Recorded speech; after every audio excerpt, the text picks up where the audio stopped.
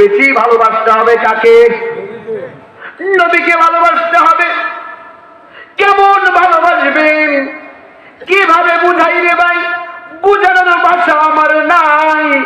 কতটুকু ভালোবাসতে হবে, কতটুকু ভালোবাসা, কতটুকু ভালোবাসলে আল্লাহর জান্নাত আপনি পাবেন।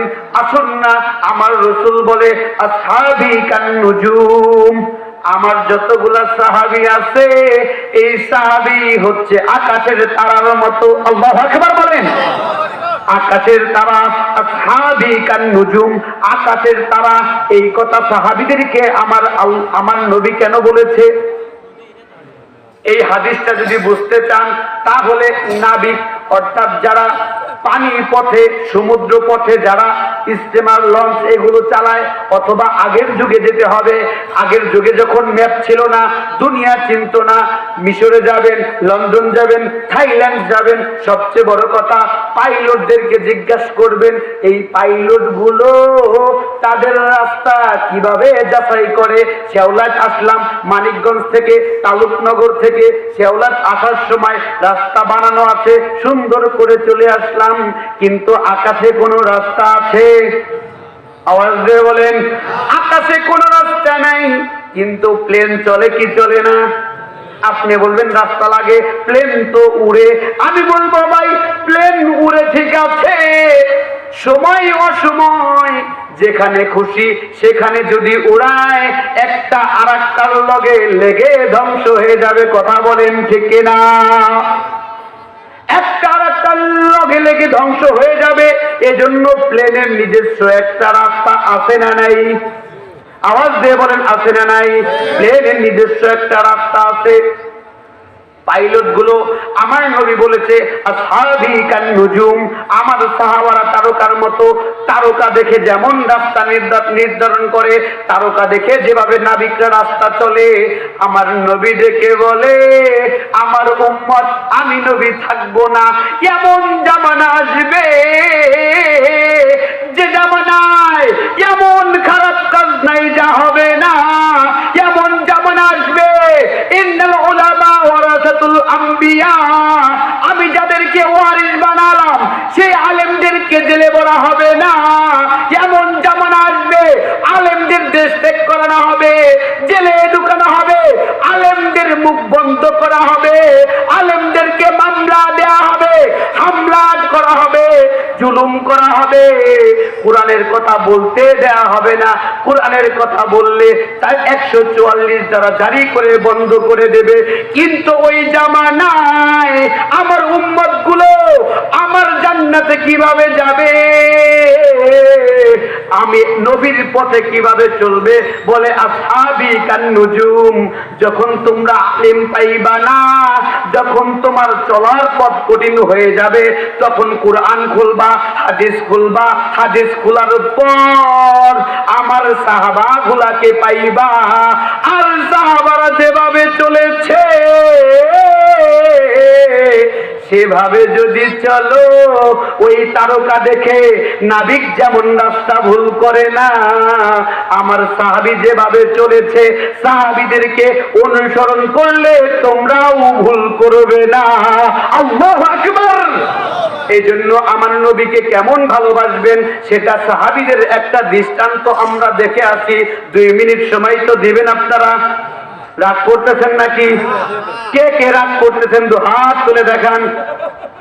হায় মাশাআল্লাহ, লিল্লাহে তাকবীর, লিল্লাহে তাকবীর। বোঝা যায় শেওলাদের মানুষ চাতক পাখির মতো কথাগুলো শুনে শুনবেই বা না কেন? এই কোরআন কার? কোরআনের কথা শুনতে মজা লাগবেই, চাতক পাখির মতো থাকবো না কেন? কিন্তু আবার দেখা যায় অনেক জায়গা আছে ইমানের দুর্বলতা থাকার কারণে হুজুর বলতেছে শুনতেছে, বলতেছে শুনতেছে, এখন হুজুর ডেকে বলছেন আমার ভাইরা, আমার বন্ধুরা, এমন একদিন সময় আসবে যেদিন দুনিয়াতে যত মানুষ আছে যারা ভালো কাজ করেছে সকলেই জাহান্নামে যাবে। চিৎকার দিয়ে কই সুবহানাল্লাহ। এমন শ্রোতা পাওয়া গেছে না যায় নাই? এমন শ্রোতা কিন্তু পাইছি আপনাদের দোয়ায়। খুব একটা দূরের মানুষ কিন্তু না, আমি আপনাদেরই সন্তান। খুব কাছেরই মানুষ। আমার বাড়ি কিন্তু তালুকনগর। হয়তো খুব একটা আশা হয় না আপনাদের গান বেয়ালি দীর্ঘদিন আমি জুমার নামাজ পড়িয়েছি। আমার বাড়ি এই যে তালুকনগর। আপনাদের দোয়ায়, আপনাদের ভালোবাসায় আর একটা স্পেশাল আমার একটা পরিচয় আছে, খুব ভালোভাবে চিনবেন। বক্তার খারে চিনেননি। আজকে আমি এত দূর আসছি, যার কথা না বললে আমার কৃতজ্ঞতা প্রকাশ করা হবে না। আমি যখন কোরআনটাকে শিখলাম, এই কোরআন, এটা কি আকার কোরআন? এই কোরআনের ভিতরে কালামগুলো কার? এখানে কোনো ভুল আছে? কোনো ভুল নাই, সন্দেহ নাই। এই কোরআন দুনিয়াতে ছোট ছোট কিতাব আছে এবিসিডির। আমি এখানে যদি কাউকে বলি তোমাদের এই কোরআনের, তোমাদের এই বইয়ের পুরা পাতা মুখস্থ শোনাও, কেউ পারবে? কেউ পারবে? কিন্তু দেখা গিয়েছে বাংলাদেশে 200 কোটি মানুষের ভিতরে 2 কোটির উপরে কোরআনের হাফেজ আল্লাহ পাক রব্বুল আলামিন জন্ম দিয়েছে। ফার্স্ট টু লাস্ট বলবে, জবর থেকে জের বেশকম হবে। এই কোরআনটা যখন আমি আমার বুকে ধারণ করি, ধারণ করার পরে যখন আমাকে পাগড়ি দিল, পাগড়ি দেওয়ার সময় আমার পরিবারের অবস্থা খুব একটা ভালো ছিল না। হুজুরদেরকে একটা হাদিয়া দিব, সেই হাদিয়া দেওয়ার টাকা আমার কাছে ছিল না। কিন্তু সেই সময় আমার মনে আছে, ওই পাগড়ি কেনার জন্য যিনি আমাকে 1500 টাকা দিয়েছিলেন, তিনি আর কেউ না, আপনাদের গান ভ্যালির সন্তান সর্বেশ খার ছেলে, যার নাম এরশাদ। মারা গেছে, জানেন না? সে আমার খুব আপন একটা মানুষ ছিল।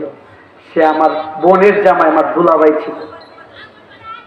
এই জন্য গান বেহালি শেওলার আশেপাশে টাকা দিক আর না দিক, মনটা চায় রাখলেই চলে যায়, রাখলেই চলে যায়।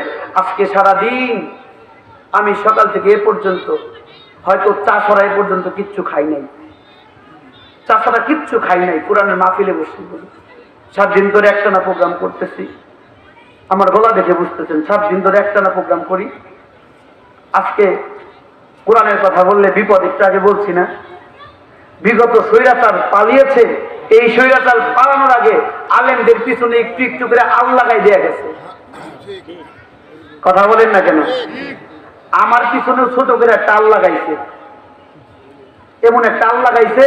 2.5 মাস জেল খাচ্ছি, সামনেও যে কি অবস্থা হয় ঠিক নাই।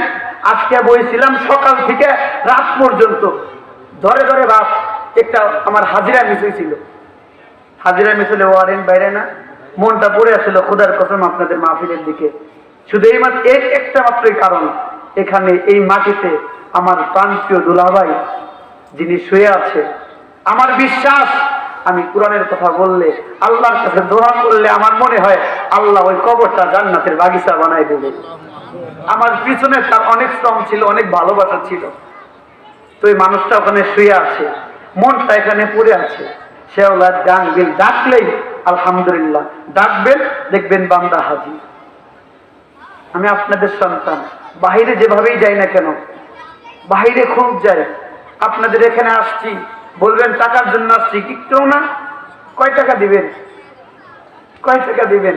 যদি আজকের প্রোগ্রামটা যদি আমি বাহিরে ফেলেতাম, কমসে কম 1000-10 টাকা, 15,000 টাকা, 20,000 টাকা পাইতাম।